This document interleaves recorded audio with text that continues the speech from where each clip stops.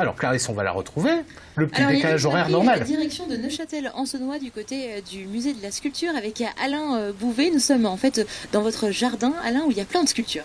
Oui, effectivement, il y a 60 sculptures sur le terrain. En fait, vous êtes rentré sur le circuit des arts en balade. Les arts en balade, en fait, c'est un regroupement d'artistes, d'artisans.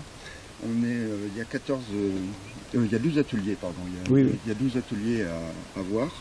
Donc, lorsque vous rentrez sur le circuit des arts en balade, on vous remet un passeport. Ce passeport vous indique les lieux, les horaires d'ouverture, enfin les numéros de téléphone, les coordonnées des intervenants. Et chaque atelier a un tampon qui permet d'avoir une traçabilité des visites. Et lorsque le passeport est complet, ça vous ouvre droit à une réduction sur l'œuvre de votre choix. D'accord. Alors justement, ici, plein d'œuvres. De quoi vous vous inspirez en fait pour faire par exemple cette autruche qui est magnifique, je dois dire, mais de quoi vous vous êtes inspiré pour pouvoir la faire? En fait, c'était un défi, quoi. Je voulais réaliser une autruche, mais je voulais la réaliser à 1 mètre de haut.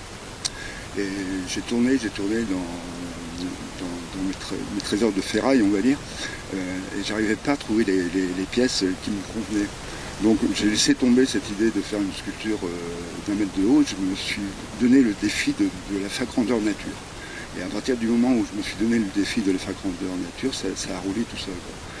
Et donc elle est composée, pour ainsi dire, à 90% de matériel issu du monde agricole. Moi j'ai plus l'habitude de dire que mes sculptures sont composées de 90% du lourd et de 10% de matières premières. Ah oui, d'accord. Et du coup, vous avez fait d'autres sculptures ici. Pourquoi avoir choisi, par exemple, il y a une tortue, je vois, une poule. Pourquoi avoir décidé de faire ces modèles-là? En fait, c'est déjà le milieu dans lequel je vis, le milieu naturel, m'inspire avec tous les animaux, tous les insectes qui m'entourent. Et puis aussi, c'est les pièces métalliques qui m'inspirent. C'est vrai que lorsque j'ai vu les couvercles qui ont servi à faire les tortues, c'est vrai que j'ai tout de suite pensé à une carapace de tortue, quoi. Donc après, il a suffi. Il m'a fallu trouver les pièces qui pouvaient s'allier au couvercle de façon à avoir le rendu qu'on a là. Combien de temps pour une structure comme celle-ci ou comme par exemple l'autruche? Honnêtement, je compte pas parce que je me dis que si un jour je commence à calculer combien de temps il me faut, j'arrête. Mais en plus de ça, c'est pas possible de compter parce que est-ce que je compte le moment où je commence à assembler mes sculptures ou est-ce que je compte à partir du moment où je commence à chercher la ferraille qui va me servir pour faire une sculpture. Moi j'ai des sculptures qui sont entamées depuis 10 ans, qui sont toujours pas finies parce que je n'arrive pas à trouver la pièce qui me convient. J'ai pas envie de mettre n'importe quoi. Ça va très vite de gâcher le coup d'œil. Donc la recherche de pièces, la recherche de métal fait partie intégrante du temps de travail. Effectivement. Alors du coup, vous accueillez en fait du public le week-end. Quelles sont les réactions des gens quand ils aperçoivent vos sculptures? Les réactions sont multiples. C'est vrai que en règle générale, il y a le sourire qui arrive sur le visage. Et puis bon, c'est vrai, au niveau des sculptures, il y a plusieurs lectures. Il y a la première lecture où on voit l'objet, où on voit un escargot, on voit un oiseau, on voit un pavillon. Et il y a une deuxième lecture où on essaie de reconnaître les pièces qui ont servi à réaliser l'objet. Et des fois, ça provoque des jeux entre visiteurs.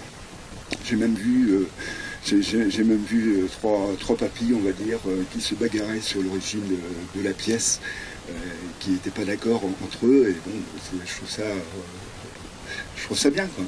Alors à côté de vous, il y a votre femme Sophie qui nous a gentiment apporté un parapluie parce qu'effectivement il pleut. Et Sophie, je crois que vous avez un atelier que j'ai aperçu. En fait, juste quand nous sommes entrés, vous faites des origamis. Alors pour ceux qui ne connaissent pas, qu'est-ce que c'est? C'est des peluches en fait, c'est quoi? Alors, origami, c'est le papier qu'on plie.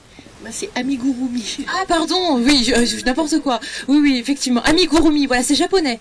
C'est d'origine japonaise. La technique est d'origine japonaise. On va être à l'abri. Et donc, je vous explique.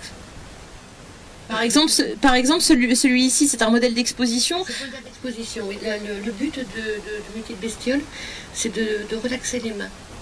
Ah oui, d'accord. Juste par exemple quand on est sur l'ordinateur, Oui, quand on a mal au poignet. Voilà, on le hop et la circulation se refait. Et donc les enfants ont vu les couleurs et ont fait des doudous. Donc j'ai continué à faire des doudous, des petits paniers pour goûter. Donc je peux faire des vêtements, je peux faire à peu près tout. Il suffit de me demander, j'ai accroché une laine et puis j'arrive à créer. D'accord. Et comment ça vous est venu en fait cette idée de tout simplement de créer ça?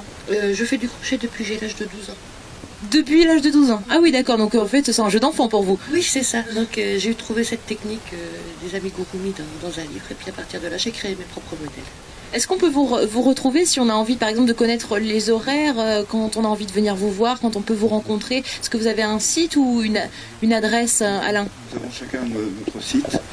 Donc les sites, faudrait que je vous donne. Vous allez sur Google, par exemple, hein, pour pas le citer, et vous tapez sculpture Alain Gouvet, en principe vous me trouvez d'office. Donc, sur mon site, il y a un lien vers le site de Sophie. Et c'est relativement facile à trouver.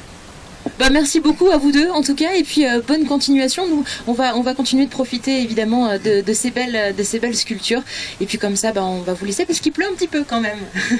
Je vous invite tous à aller visiter les ateliers de mes collègues. Il y a de très belles choses. Et le rendez-vous est pris, c'est noté Yannick, j'espère.